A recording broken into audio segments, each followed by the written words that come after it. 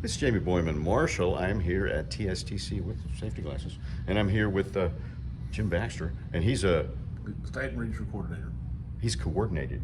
It says right there. Yeah. Okay. So, what is going on the other side of this wall? Other side of this wall, you got students welding per code. Welding and booths. Whether the open root pipe, backing strip, or fillet welds. Also outside, we have students welding underwater welding. Over in the pit, you got to get students prepping their material, getting ready for their, finishing their welds, starting their welds, or in the process of welds. Then outside at the T, we have a virtual welding provided by TSTC. Wow. So there's a whole lot of welding going on. A whole lot of welding going on. Sparks are flying. Yep. And this is a competition, right? Yes, sir. This is a regional competition that we have in 10 of them throughout the school year across the state of Texas at different facilities and locations. So, yeah, and you've got like 180 students out here? 181 roughly, some dropped, so maybe let's say 175 total showed up. And from about half the state? Yeah, Pecos, Northeast Texas, Houston area, Austin area, I mean, you name it, they're here. So, this is pretty fortuitous for the students involved because they can come out of this with a job, right? Possibility. Give them a skill set to where it's like simulating what they're going to do when they go to work, trying to find a welding job. Same kind of weld test, roughly. I mean, I say it's going to give them a job, but it'll be getting ready if they want to take a weld test for a job. Wow, okay. And so, what type of industries would want that? If you weld it, we'll come. Well, that's true. There's a whole lot of weld going on, like I said Yes, before. sir, it is. Well, let's go ahead and walk outside and take a look. Yes, sir. Sounds good to me. All right. So, how long you been doing this? This is my 5th year with the welding series. This is my 2nd year as a regional, state and regional lit coordinator. Okay, all right. And I've also been teaching 5 years in high school, so. Okay, so obviously your background is doing a little welding. Just a little bit. Welding, oil field, you name it, I've done it. All right, here we go.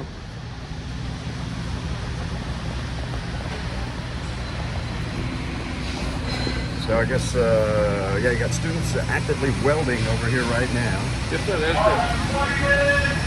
And actually, like right here, students will come in right here.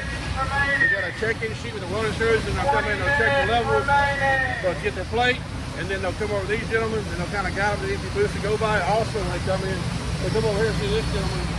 You got your rods and your open root.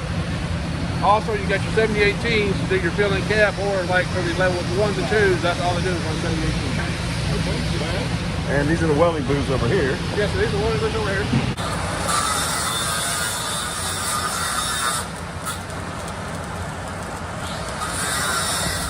Well, he's pretty intense about that. Yes, sir. That is a 2G open root, 4-inch cable pipe. The noise we're hearing next door, that's the young man that's filling his weld. Now he's kind of grinding his root out so he can get ready to weld the next welding. I see. That's why you see all the sparks over there too, because he's kind of, a lot of fire going, a lot of sparks going on too. And over here we have our different, companies that are here to sponsor, showing their support. All over here in the wall. Yeah, and I guess this is a great place to make contacts for potential employment. Yep. Hello. All right. And then out here is where the fun begins. It's kind of hot outside, it is October. But Yeah. right over here we have Ocean Corp. Okay. And what Ocean Corp is basically, that's a simulation of welding underwater. You put on protective gloves, as you tell that young man right there, gloves similar to here. You put a plate underwater, and you weld a bead underwater. Okay. When you get done, you get to clean the slag off and look at it. So this is kind of the basics before you actually go underwater. Yes. Yeah. And that gentleman right there, he is one of the representatives with Ocean Corp. He comes to all of our events, and he can kind of give us a quick, brief description if you'd like to talk to him about what more entails with underwater welding. Wow. Okay. All right. Yeah, he's got that look about it. Let's take a closer look at what these guys are doing. Hey. All right. Hey, Richard, can you give me just a brief what we're doing here? Let me come around. Oh, challenge. I had to pick the trailer hitch. And. All right. So, what's your name, sir? Richard Johnston. So I'm with the Ocean Corporation. I'm one of the instructors where we teach commercial diving, underwater welding. And so we got a little setup here so these kids can see what it's like to run a bead underwater. So it's not underwater welding, but it's the same concept, which we teach them that you have to go slower. The rod has to maintain contact with the metal the whole time. and you can't really see the puddle because you got bubbles coming off. So we tell everyone, turn off your welder brain, put on your lazy diver brain, and let the rod do all the work and just weld by feel. And so we got a couple of these guys actually doing pretty good. It's pretty interesting. Let's see if I can hop up here. Without dropping the phone in the water, I don't think it'd survive.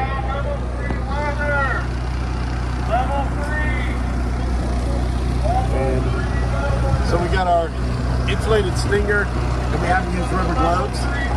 And so we've had people ask, they're like, why don't they wear a welding hood? And so as you can see, the water gets really dark pretty quick. Our filter's having a few glitches.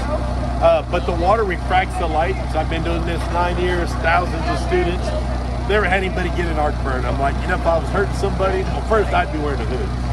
But yeah, we never had a problem. And if you had a hood, you wouldn't be able to see anything. So you can see it's not real bright. Go ahead.